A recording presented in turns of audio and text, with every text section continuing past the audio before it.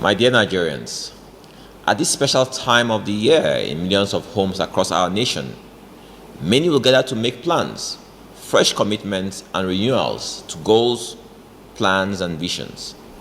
It is always a time to pray, forecast and hope. It is to this hope I want to speak today. The good book says, hope maketh alive. In essence, hope gives life, strength, purpose, and prevents despair, and is the confidence of mankind that tomorrow will be better than today. Today, many of our brothers and sisters find it increasingly difficult to clutch at the straw of hope. Through no fault of theirs, life has become more precarious in our nation as the toll of economic reforms and insecurity increases. This is further exacerbated by a political leadership that appears insensitive to the plight of the people. The suffering of Nigerians in present-day Nigeria can only be likened to the biblical story of the suffering of the Israelites in Egypt under Pharaoh. Hence, many Nigerians now ask, is our president Pharaoh? Surely President Tinubu doesn't want to go down in history as the president who precipitated an exodus from Nigeria. Any reasonable Nigerian understands that upon assumption of office, our president was confronted with a comatose economy that needed urgent surgery. But this surgery has now decapitated the legs and arms of Nigerians who are supposed to be the beneficiaries of the economic resuscitation. Our president must understand that the major beneficiaries of his policies are the legal robbers who instigate government policies that mostly benefit their companies to the detriment of most Nigerians. We understand the need for tax reforms, but an already overburdened populace can't afford any more taxation, especially when they mostly believe the government does nothing meaningful with its current revenues. This tax reform will further erode the ranks of the Nigerian middle class who have resorted to paying exorbitant fees for quality education, healthcare, and other social services because of our failed public institutions. My fear is that if implemented as promised by our president, the tax reforms will instigate a crisis of unprecedented proportions in our nation, which no one can afford, especially with our current security issues. What our president owes our struggling masses is care, compassion, and support, and not anything that will further compound their misery in this new year.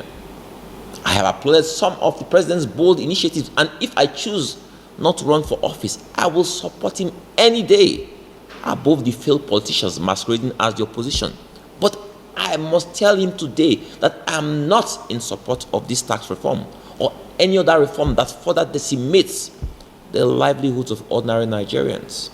He can't champion his renewed hope agenda whilst at the same time cutting short the hopes of Nigerians. We all need our hopes to be kept alive in the year 2026. I wish you all a hopeful, happy, and prosperous new year. God bless the Federal Republic of Nigeria. God bless you all.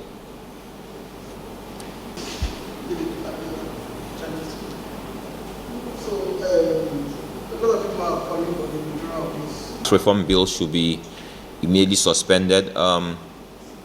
There's nothing wrong with tax reforms. Countries all over the world engage in tax reforms. The challenge is that Nigerians are already overburdened.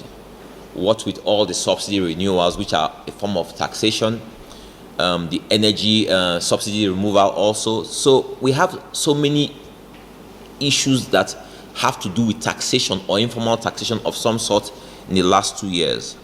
Nigerians cannot afford anything that will further decimate the livelihoods of ordinary Nigerians, and this is what this tax reform will do. Okay, sir. If the president refuses to step down on this, what should Nigeria do? First of all, if the president refuses to suspend this tax reform bill, I believe he will be playing into the hands of his political enemies and opponents. I believe that Nigerians have been extremely patient with the president. Most Nigerians, most reasonable Nigerians understand that this president met a comatose economy and decided to be bold and take very, very far-reaching steps in order to stem the bleeding. But all the steps he has taken, he has asked Nigerians to sacrifice until they are at the point they have nothing more to sacrifice. Were he to choose to persist with these tax reform bills, my fear as a Nigerian, as a political leader in this country, is that something of unprecedented proportions will happen in this country. That at some point the masses will snap. That the people who continue to hold the fabric of our nation together today, because they continue to be patient with all our leaders and all our political leaders and our government, that will push them to the wall, and that they will have no other response but to say, to hell with this country. That is my fear for this president. He needs to rethink this. People who genuinely understand that the country is plagued with low revenue, low resources, huge bills, huge loans to repay, understand that he's doing everything to find money. Before going with the tax reforms, he needs to expand his advisory net or his think tank. In the multiplicity of advice, he will get better solutions than the tax reform bill. All he's hearing now is that taxes are the way to go. Expand the tax bracket, bring in more money so you can get more loans, and so that you can tell the people, I will pledge my tax revenue to paying back these loans. And I'm saying to him, you took away subsidy. People are paying more for electricity in Nigeria today. There's poor healthcare, poor education. Public education is poor.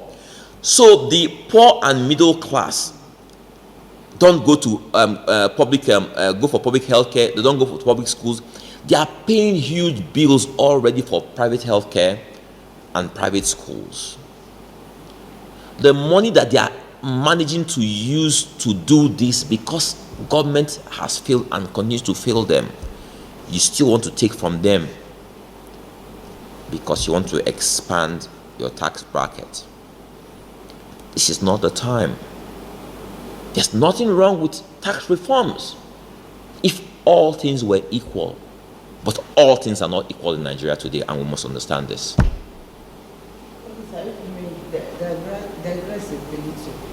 To say that they worked together with the American security forces, they provided credible and actionable intelligence, and since they came out publicly to say that we have to take them at their word, I don't want a situation where we sensationalize security.